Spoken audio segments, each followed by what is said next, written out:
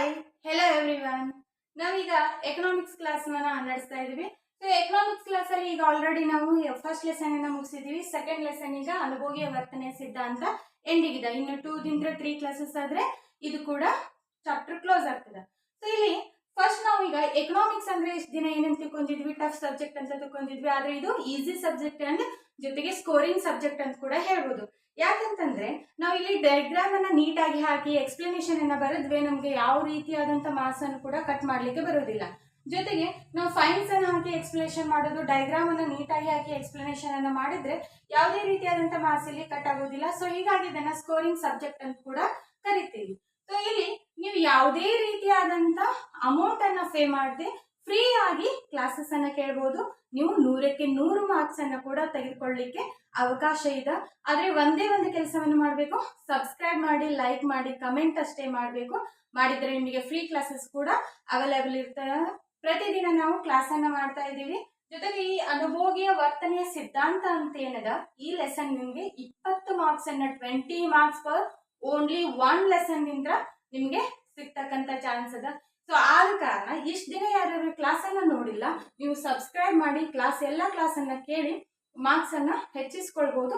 ಅದ್ರಲ್ಲಿ main intention ಅಂತಂದ್ರೆ 100ಕ್ಕೆ 100 marks ಅನ್ನ ಯಾರು ಪಡ್ಕೊಳ್ಬೇಕಂತಿದ್ದೀರಾ ಪ್ರತಿಯೊಬ್ರು ಏನ್ ಮಾಡ್ಬೋದು, ಈ ಉಚಿತ ಕ್ಲಾಸ್ ಅನ್ನ ನೀವು ಕೇರ್ಫುಲ್ ಆಗಿ ಕೇಳ್ಬೋದು ಅಂತ ಹೇಳ್ಬೋದು. ಸೊ ಇವತ್ತು ನಾವು ಅನುಭೋಗಿಯ ವರ್ತನೆಯ ಸಿದ್ಧಾಂತವನ್ನ ನೋಡ್ತಾ ಇದೀವಿ. ಈ ಲೆಸನ್ ಅಲ್ಲಿ ಆಲ್ಮೋಸ್ಟ್ ಇನ್ 2 ದಿಂದ 3 ಕ್ಲಾಸಸ್ ಆದ್ರೆ ಏನಾಗ್ತದೆ, ಈ ಒಂದು ಲೆಸನ್ ಇಲ್ಲಿ ಕಂಪ್ಲೀಟ್ ಆಗ್ತದೆ. ಸಂಪೂರ್ಣವಾಗಿ ಕನ್ನಡದಲ್ಲಿ ನಾವು ಕ್ಲಾಸಸ್ ಅನ್ನ ಮಾಡೋದ್ರಿಂದ ನಿಮ್ಗೆ ತುಂಬಾ ಉಪಯುಕ್ತ ಆಗ್ತದ ಅಂತ ಹೇಳ್ಬೋದು. ಜೊತೆಗೆ ನಾ ಇಲ್ಲಿ ಯಾಕೆ ಬರ್ಕೊಂಡಿದ್ದೀನಿ ಅಂದ್ರೆ, ಬರಿತಾ ಹೋದಂತೆ ನಿಮ್ ಟೈಮ್ ಕೂಡ ವೇಸ್ಟ್ ಆಗ್ಬಾರ್ದು ಅನ್ನೋ ಕಾರಣಕ್ಕೆ ನಾನು ಇಲ್ಲಿ ರೈಟಿಂಗ್ ಅನ್ನ ಮಾಡಿದ್ದೀನಿ. ಸೊ ಫ್ರೀ ಆಗಿ ಕೇರ್ಫುಲ್ ಆಗಿ ನೀವು ಕ್ಲಾಸಸ್ ಅನ್ನ ಪ್ರತಿದಿನ ಕೇಳಿದ್ರೆ 100ಕ್ಕೆ 100 ಮಾರ್ಕ್ಸ್ ಅನ್ನ ಕೂಡ ಪಡ್ಕೊಳ್ಬಹುದು. ಜೊತೆಗೆ ಎಕ್ಸಾಮ್ ಟೈಮ್ ಅಲ್ಲಿ ಕ್ವಶನ್ ವಿತ್ ಆನ್ಸರ್ ಅನ್ನ ಲೈವ್ ಆಗಿ ಕೂಡ ನಾವು ಸ್ಟಾರ್ಟ್ ಮಾಡೋಣ ಅಂತ ಹೇಳ್ತೀನಿ.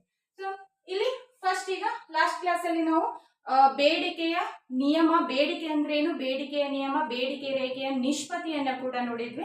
ಸೊ ಅದರ ಮುಂದುವರೆದ ಭಾಗವನ್ನ ಬೇಡಿಕೆಯ ಸ್ಥಿತಿಸ್ಥಾಪಕತ್ವ ಅಂತ ನೋಡೋಣ.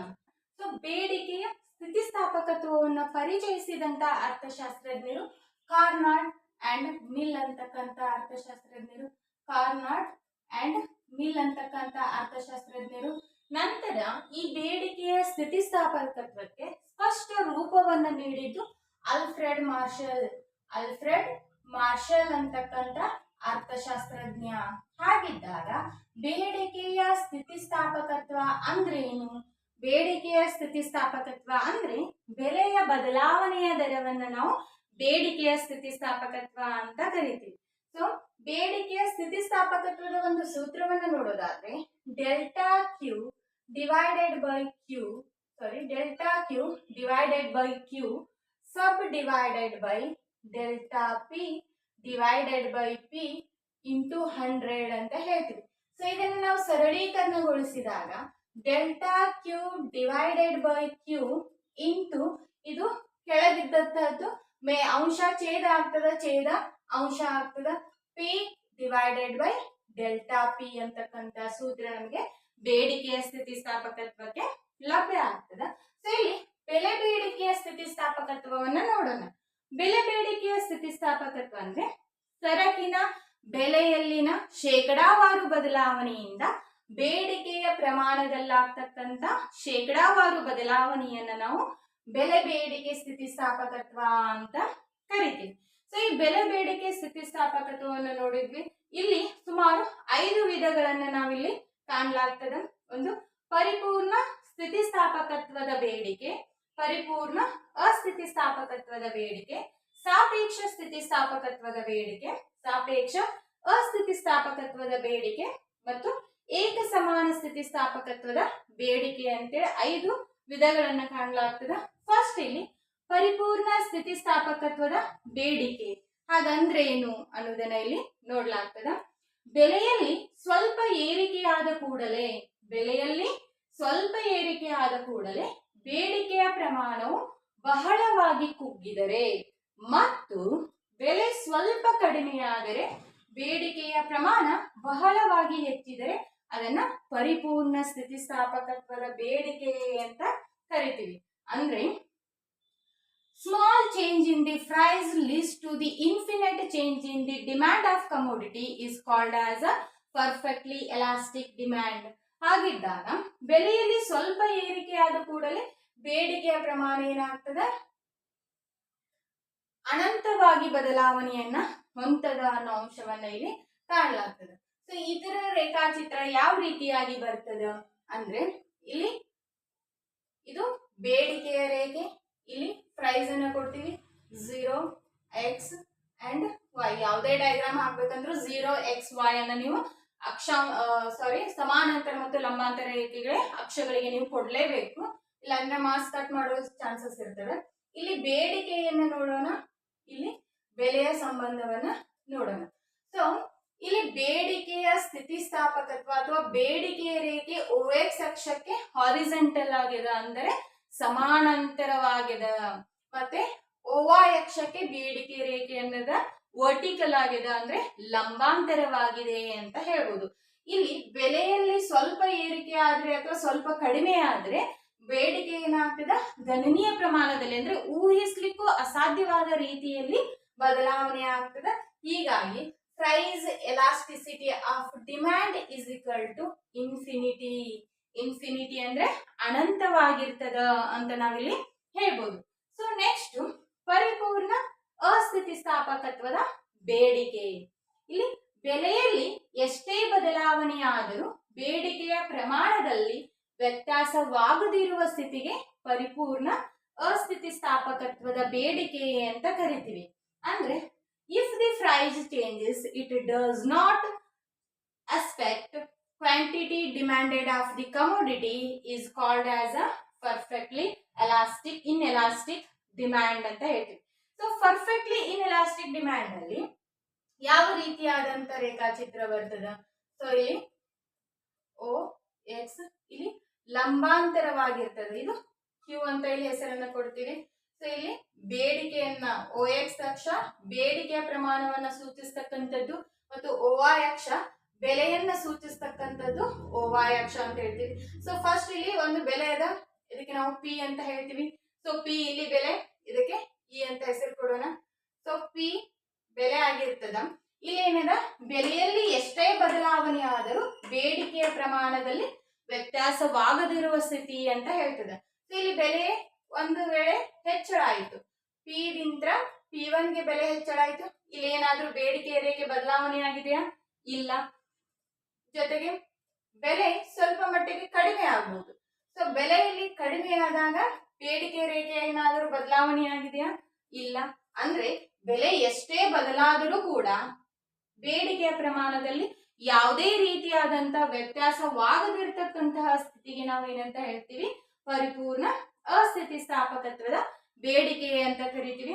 ಸೊ ನೀವು ಇವನ್ನೆಲ್ಲ ಏನ್ ಮಾಡ್ಬೇಕು, ಸ್ಕೇಲ್ ವಿತ್ ಪೆನ್ಸಿಲ್ ನೀವು ಹಾಕಿ ಬಾಕ್ಸ್ ಹಾಕಿ ನೀವು ಎಕ್ಸಾಮ್ ಅಲ್ಲಿ ಏನ್ ಮಾಡ್ಬೋದು, ಎಕ್ಸ್ಪ್ಲನೇಷನ್ ಅನ್ನ ಬರಿಬಹುದು. ಸೊ ನಂತರ ಸಾಪೇಕ್ಷ ಸ್ಥಿತಿಸ್ಥಾಪಕತ್ವದ ಬೇಡಿಕೆ ಅಂತ ಬರ್ತದೆ. ಸಾಪೇಕ್ಷ ಸ್ಥಿತಿಸ್ಥಾಪಕತ್ವದ ಬೇಡಿಕೆ, ಬೆಲೆಯು ಸ್ವಲ್ಪ ಇಳಿದಾಗ ಬೇಡಿಕೆ ಗಣನೀಯವಾಗಿ ಹೆಚ್ಚಿದ್ರ, ಬೆಲೆ ಸ್ವಲ್ಪ ಇಳಿದಾಗ ಬೇಡಿಕೆ ಗಣನೀಯವಾಗಿ ಹೆಚ್ಚಿದ್ರ ಅದನ್ನ ಸಾಪೇಕ್ಷ ಸ್ಥಿತಿಸ್ಥಾಪಕತ್ವದ ಬೇಡಿಕೆ ಅಂತ ಕರಿತೀವಿ. ಸೊ ಇದರ ರೇಖಾಚಿತ್ರ ಯಾವ ರೀತಿ ಬರ್ತದ? ಸೊ ಇಲ್ಲಿ OY ಅಕ್ಷ ಮತ್ತು OX ಅಕ್ಷವನ್ನ ನೋಡ್ತೀವಿ. OX ಅಕ್ಷವನ್ನ ಯಾವಾಗಿದ್ರು ಬೇಡಿಕೆ ಅಂತ ಕನ್ಸಿಡರ್ ಮಾಡ್ತೀವಿ, OY ಅಕ್ಷವನ್ನ ನಾವಿಲ್ಲಿ ಬೆಲೆ ಅಂತ ಕನ್ಸಿಡರ್ ಮಾಡ್ತೀವಿ. ಸೊ ಈಗ ನಮಗೊಂದು ಮೂಲ ಬೆಲೆ ಇದೆ, ಇದು ಬೆಲೆ, ಇಲ್ಲಿ Q ಮತ್ತು P ಅಂತ ಹೆಸರು ಕೊಟ್ಟೆ.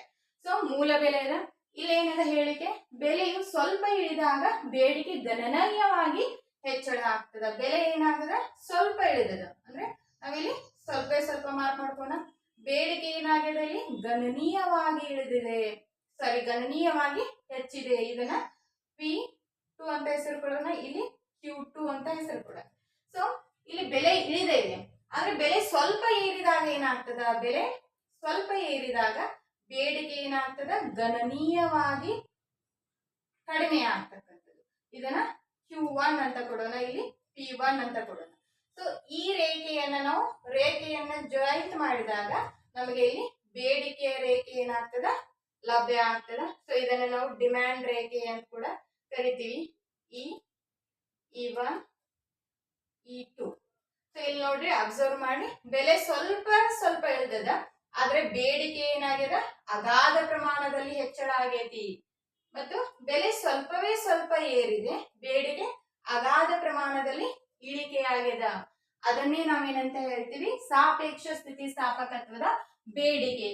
A small change in the price leads to the big change in the demand is called as the relatively elastic demand ಅಂತ ಹೇಳ್ತೀವಿ. ಸೊ ಸಾಪೇಕ್ಷ ಸ್ಥಿತಿಸ್ಥಾಪಕತ್ವದ ಬೇಡಿಕೆ, ಪ್ರೈಸ್ ಎಲಾಸ್ಟಿಸಿಟಿ ಆಫ್ ಡಿಮ್ಯಾಂಡ್ ಎಷ್ಟಿರ್ತದ, ಇಲ್ಲಿ ಒಂದಕ್ಕಿಂತ ಅಧಿಕವಾಗಿರ್ತದ. ಒಂದಕ್ಕಿಂತ ಏನಾಗಿರ್ತದ, ಅಧಿಕವಾಗಿರ್ತದ. ಸಾರಿ, ಇಲ್ಲಿ ಬಿಟ್ಟೆ. ಇಲ್ಲಿ ಏನಾಗಿರ್ತದ, ಪ್ರೈಸ್ ಎಲಾಸ್ಟಿಸಿಟಿ ಆಫ್ ಡಿಮ್ಯಾಂಡ್ 0 ಆಗಿರ್ತದೆ. ಯಾಕಂದ್ರೆ ಯಾವುದೇ ರೀತಿಯಾದಂತ ಬದಲಾವಣೆ ಇಲ್ಲ ಬೇಡಿಕೆಯಲ್ಲಿ, ಆ ಕಾರಣದಿಂದ 0 ಆಗಿರ್ತದ. ಇಲ್ಲಿ ಒಂದಕ್ಕಿಂತ ಅಧಿಕ ಆಗಿರ್ತೈತಿ. ಯಾಕಂದ್ರೆ ಬೆಲೆ ಎಷ್ಟು ಪ್ರಮಾಣದಲ್ಲಿ ಇಳಿತೈತೋ ಅಥವಾ ಏರ್ತದ, ಅದಕ್ಕಿಂತ ಹೆಚ್ಚಿನ ಪ್ರಮಾಣದಲ್ಲಿ ಬೇಡಿಕೆ ಬದಲಾವಣೆಯನ್ನು ಹೊಂದುತ್ತದ. ಆ ಕಾರಣದಿಂದ ಬೆಲೆ ಬೇಡಿಕೆಯ ಸ್ಥಿತಿಸ್ಥಾಪಕತ್ವ ಒಂದಕ್ಕಿಂತ ಇಲ್ಲಿ ಅಧಿಕವಾಗಿರ್ತದ ಅಂತ ಹೇಳ್ಬೋದು. ಸೊ ನೆಕ್ಸ್ಟ್ ಒನ್, ಸಾಪೇಕ್ಷ ಅಸ್ಥಿತಿಸ್ಥಾಪಕತ್ವದ ಬೇಡಿಕೆ. ಇಲ್ಲಿ ಬೆಲೆಯು ಅಗಾಧವಾಗಿ ಇಳಿದರು ಬೇಡಿಕೆಯ ಪ್ರಮಾಣ ಸ್ವಲ್ಪವೇ ಹೆಚ್ಚುವ ಸ್ಥಿತಿಗೆ ಸಾಪೇಕ್ಷ ಅಸ್ಥಿತಿಸ್ಥಾಪಕತ್ವದ ಬೇಡಿಕೆ ಅಂತ ಕರಿತೀವಿ. ಅಂದ್ರೆ a big change in the price leads to the small change in the demand is called as a relatively inelastic demand. ಇದರ ಬೇಡಿಕೆ ರೇಖೆ ಯಾವ ರೀತಿ ಇರ್ತದ ಅನ್ನೋದನ್ನ ಇಲ್ಲಿ ನೋಡೋದಾದ್ರೆ, so price elasticity of demand ಅನ್ನ ನಾವಿಲ್ಲಿ ನೋಡ್ತಿದ್ವಿ. ಇನ್ ರಿಲೇಟಿವ್ಲಿ ಇನ್ಎಲಾಸ್ಟಿಕ್ ಡಿಮ್ಯಾಂಡ್, ಬೆಲೆ ಅಗಾಧವಾಗಿ ಇಳಿತದ, ಅಗಾಧವಾಗಿ ಏರ್ತದ. ಸೊ ಇಲ್ಲಿ ಮೂಲ ಬೆಲೆ ರೇಖೆಯನ್ನ ಹಾಕೊಳ್ಳೋಣ. ಇಲ್ಲಿ ಪಿ ಮತ್ತು ಕ್ಯೂ ಅಂತ ಹೆಸರುಗಳನ್ನ ಕೊಡೋಣ. ಇಲ್ಲಿ ಬೆಲೆ ಏನಾಗ್ತದ, ಅಗಾಧವಾಗಿ ಇಳಿತದ, ಬೆಲೆ ಅಗಾಧವಾಗಿ ಇಳಿತದ. ಆದರೆ ಬೇಡಿಕೆ ಏನಾಗ್ತದ, ಕಡಿಮೆ ಪ್ರಮಾಣದಲ್ಲಿ ಹೆಚ್ಚಳ ಆಗ್ತದ. ಸೊ ಬೆಲೆ ಅಗಾಧವಾಗಿ ಇಳಿದ್ರೆ ಬೇಡಿಕೆ ಕಡಿಮೆ ಪ್ರಮಾಣದಲ್ಲಿ ಹೆಚ್ಚಳ ಆಗ್ತಕ್ಕಂಥದ್ದು. ಜೊತೆಗೆ ಬೆಲೆ ಅಗಾಧವಾಗಿ ಏರಿಕೆ ಆಗ್ತದ. ಬೆಲೆ ಏನಾಗ್ತದ, ಅಗಾಧವಾಗಿ ಏರಿಕೆ ಆಗ್ತದ. ಬೇಡಿಕೆ ಸ್ವಲ್ಪ ಪ್ರಮಾಣದಲ್ಲಿ ಏನಾಗ್ತದ, ಇಳಿಕೆ ಆಗ್ತದ. ಇದನ್ನ ನಾವೇನಂತ ಹೇಳ್ತೀವಿ, ಸಾಪೇಕ್ಷ ಅಸ್ಥಿತಿಸ್ಥಾಪಕತ್ವದ ಬೇಡಿಕೆ ಅಂತ ಹೇಳ್ತೀವಿ. ಸೊ ಈ ರೀತಿಯಾದಂತ ರೇಖಾಚಿತ್ರ ನಮಗಿಲ್ಲಿ ಲಭ್ಯ ಆಗ್ತದ. ಇದು ಡಿಮ್ಯಾಂಡ್ ರೇಖೆ E1 E2, ಇದು ಬೇಡಿಕೆ, ಇಲ್ಲಿ ಬೆಲೆಯ ಅಕ್ಷ OY ಅಕ್ಷ, ಬೆಲೆ ಅಕ್ಷವನ್ನ ನೋಡ್ತೀವಿ. ಇಲ್ಲಿ ಡಿಫರೆನ್ಸ್ ಅನ್ನ ನೀವು ಅಬ್ಸರ್ವ್ ಮಾಡಬಹುದು. ಸೊ ಇಲ್ಲಿ ಪ್ರೈಸ್ ಎಲಾಸ್ಟಿಸಿಟಿ ಆಫ್ ಡಿಮ್ಯಾಂಡ್ ಏನಿರ್ತದ, ಪ್ರೈಸ್ ಎಲಾಸ್ಟಿಸಿಟಿ ಆಫ್ ಡಿಮ್ಯಾಂಡ್ ಒಂದಕ್ಕಿಂತ ಕಡಿಮೆ ಆಗ್ತದ, ಒಂದಕ್ಕಿಂತ ಏನಾಗಿರ್ತದ, ಕಡಿಮೆ ಇರ್ತದ ಅನ್ನೋ ಅಂಶವನ್ನ ನಾವಿಲ್ಲಿ ನೋಡ್ಬೋದು. ಸೊ ನೆಕ್ಸ್ಟ್, ಏಕ ಸಮಾನ ಸ್ಥಿತಿಸ್ಥಾಪಕತ್ವದ ಬೇಡಿಕೆ.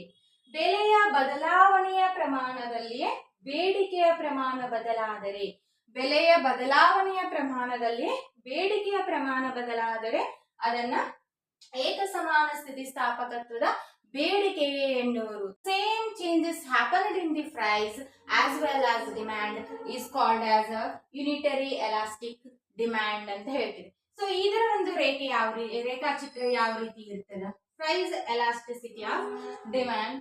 ಪ್ರೈಸ್ ಎಲಾಸ್ಟಿಸಿಟಿ ಆಫ್ ಡಿಮ್ಯಾಂಡ್ ಅನ್ನ ಇಲ್ಲಿ ನಾವು ನೋಡೋದಾದ್ರೆ, OX ಅಕ್ಷ OY ಅಕ್ಷ, ಇಲ್ಲೇನದ ಬೆಲೆಯ ಬದಲಾವಣೆಯ ಪ್ರಮಾಣದಲ್ಲಿಯೇ ಬೇಡಿಕೆಯ ಪ್ರಮಾಣ ಬದಲಾದರೆ, ಇಲ್ಲಿ ನಾವು ಫಸ್ಟ್ ಒಂದು ಪ್ರೈಸ್ ರೇಖೆಯನ್ನು ಹೇಳ್ಕೊಳ್ತೀವಿ.